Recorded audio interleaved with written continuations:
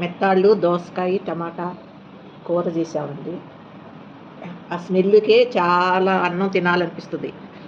Non veggie, mutton, chicken కంటే కూడా చాలా రుచిగా ఉంటదండి. ఇప్పుడే టేస్ట్ చూస్తున్నానండి. చాలా టేస్టీగా ఉందండి. ఎండు చేప దేనిలోనైనా వేసుకోవచ్చండి. ఒక దోసకాయలోనే కాదు, అన్ని కూరల్లోనూ వేసుకొని చేసుకోవచ్చు. మీరు కూడా ట్రై చేయండి. దోసకాయ టమాటా మెత్తాళ్ళ కూర అండి.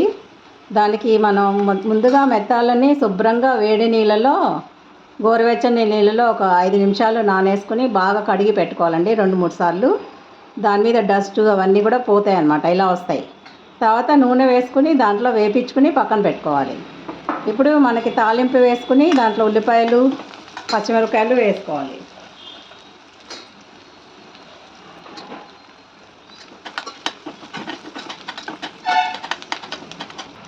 కూరకు తగినంత పసుపు కూడా వేసుకోవాలి.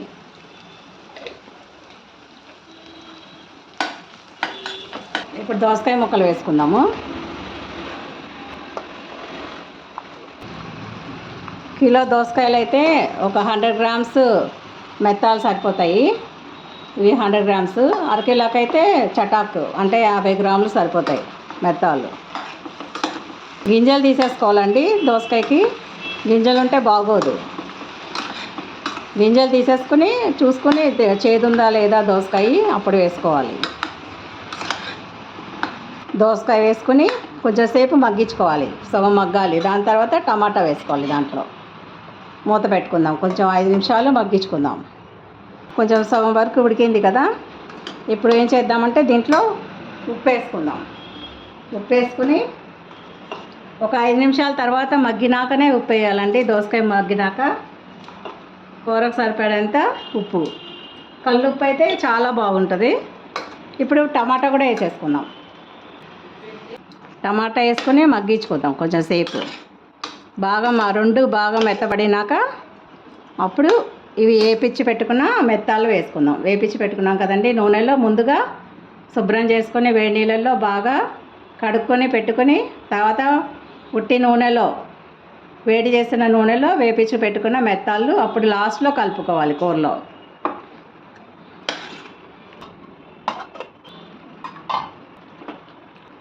ఈ టైంలో మీరు ఉప్పు, కారం అవన్నీ సరిపోయినాయో లేవో చూసుకోండి.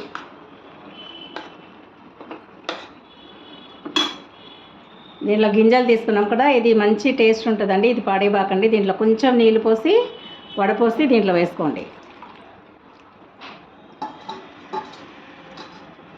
చింతపండు ఇష్టం లేని వాళ్ళు ఈ విధంగా చేసుకోవచ్చు.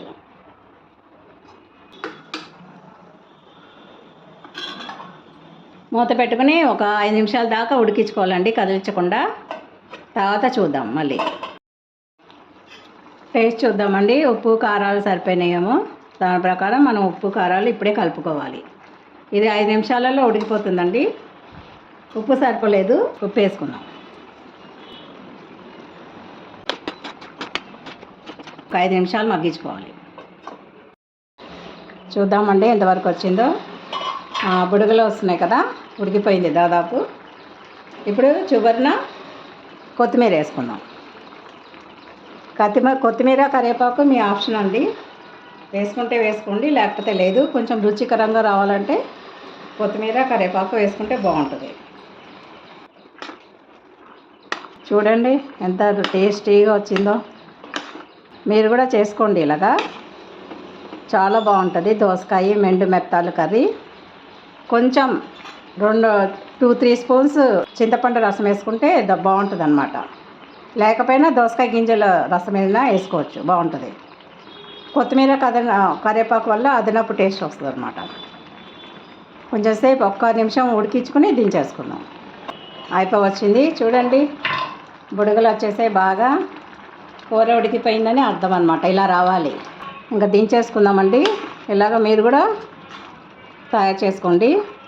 ఎండు మెత్తాలు మాత్రం వేడి నీళ్ళలో వేసి 2-3 సార్లు కడుక్కోండి బాగా. అప్పుడు డస్ట్ అవన్నీ వెళ్ళిపోతాయి. తర్వాత నూనెలో వేపించుకోవాలి. ఓకేనండి, అది మాత్రం గుర్తుపెట్టుకోండి. సరేనండి, ఓకే, బాయ్.